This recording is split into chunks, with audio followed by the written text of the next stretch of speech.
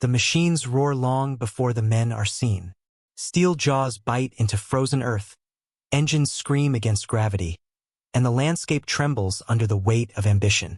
From the outside, CNC equipment looks like a story of power, precision, and rural grit, men who bend iron to their will and turn broken ground into something useful again.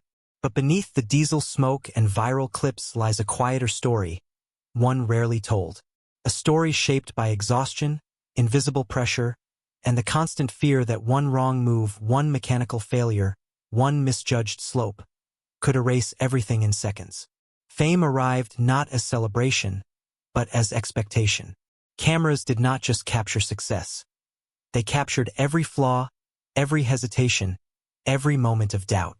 Behind the screens, the men of CNC carried the weight of legacy, responsibility, and a relentless need to prove themselves again and again. What does it cost to turn hard work into public spectacle? And when the machines finally fall silent, who are they without the noise, without the views, without the myth built around their name? This is not the story fans think they know. This is what hides beneath the steel. Long before recognition, long before algorithms learned their name, the days at CNC equipment began in silence so thick it felt physical. Dawn had not yet broken when engines coughed awake, their metallic echoes cutting through frozen air.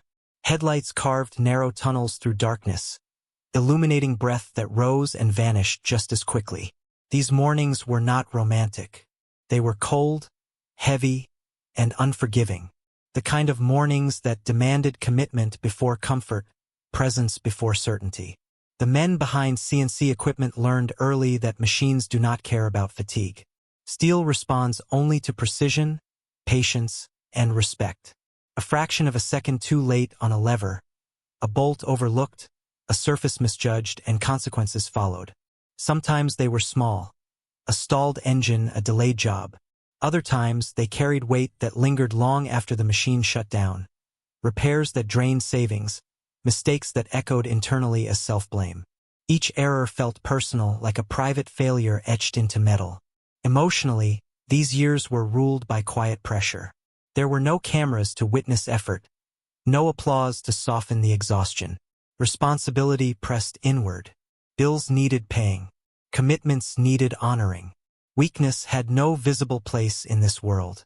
Pride stepped in where rest should have been, wrapping itself tightly around tired bodies and minds. They learned to keep moving even when hands trembled, to dismiss hunger and pain as distractions rather than warnings.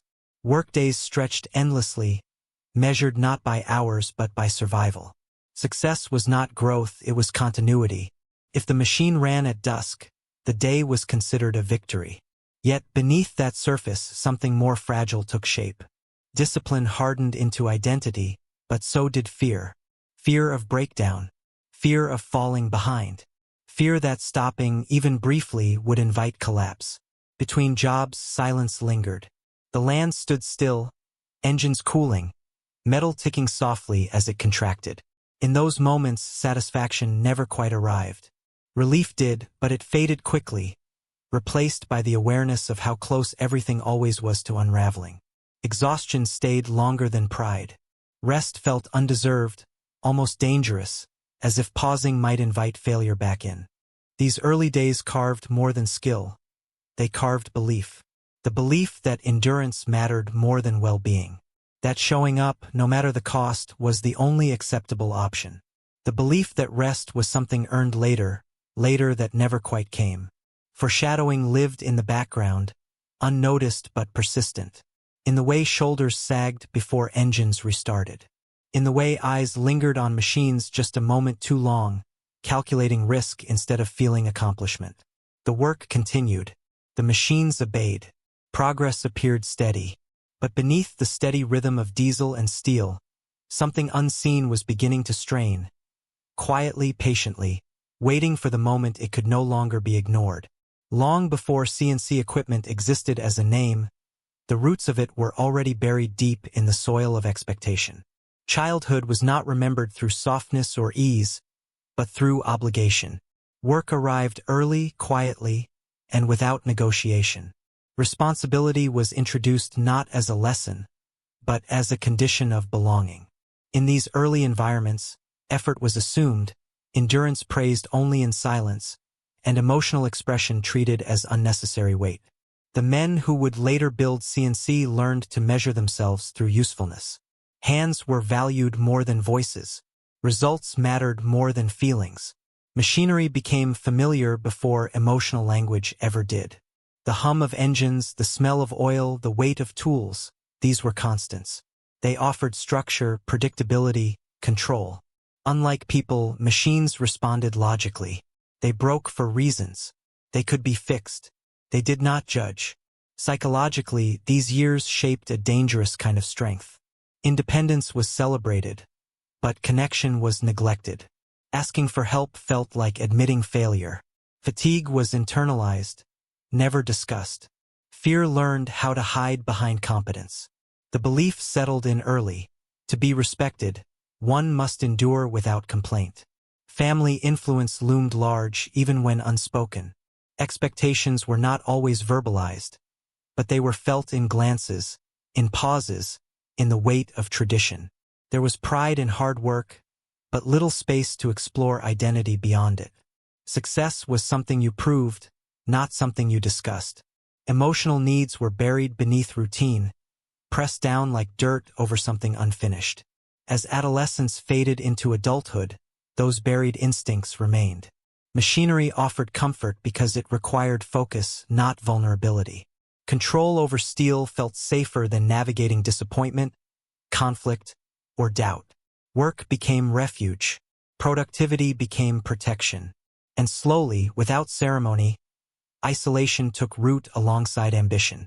Foreshadowing appears in memory fragments, the absence of celebration after achievements, the quiet acceptance of struggle as normal, the way exhaustion was worn like a badge rather than a warning. These formative years did not weaken them.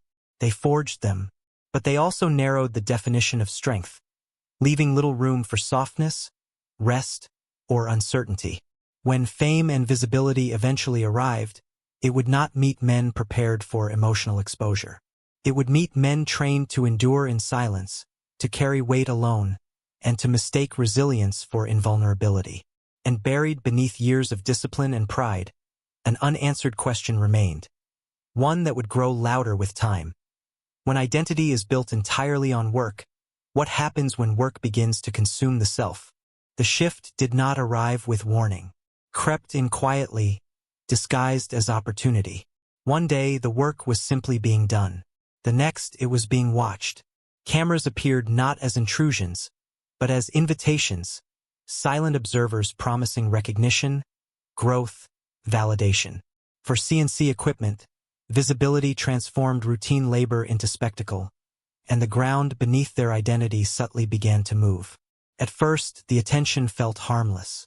A lens capturing steel biting into earth. A microphone recording engines straining under load. Views climbed. Comments multiplied. What had once been solitary became communal. Yet with each upload, expectation thickened the air. The work no longer ended when the machine shut down. It lingered online, replayed, dissected, judged by people who would never feel the vibration of the controls or the risk beneath each maneuver. Psychologically, something fractured. Precision was no longer enough. Each job needed escalation. Bigger recoveries. Heavier lifts. Narrower margins. Safety calculations now shared space with performance instincts. Mistakes, once private, became permanent. Paused. Rewatched. Weaponized. Silence after failure grew heavier than the noise after success. Internally, loneliness deepened. Praise came in waves, but it never stayed. Validation felt conditional, tied to spectacle rather than substance. Rest began to feel like betrayal. To the audience, to momentum, to the version of themselves that had learned stopping meant falling behind. Sleep shortened. Pressure settled behind the eyes, persistent and unresolved. Scenes unfolded with cinematic cruelty. Engines roaring as cameras rolled. Bodies tense not just from physical demand but from awareness. Every movement carried an audience's hunger. Every success raised the bar higher. Fear no longer whispered. It hummed constantly, disguised as motivation. In quiet moments, doubt surfaced. not spoken aloud, but felt. Who were they working for now? Survival had been replaced by expectation. Pride tangled with anxiety. The line between authenticity and performance blurred until it was no longer clear which side they were standing on. As the rise accelerated, the cost became impossible to ignore. The work was louder. The silence afterward was deeper. And beneath the applause, a question began to press inward with growing urgency. How long can a life survive when it is lived entirely under observation? The machines kept moving forward, but the margin for error was shrinking, and the weight of being watched was beginning to crush more than steel. Pressure eventually reveals what strength cannot hide. For CNC equipment, that revelation came not in a single moment, but through accumulation, near misses, mechanical failures, decisions made under fatigue rather than clarity.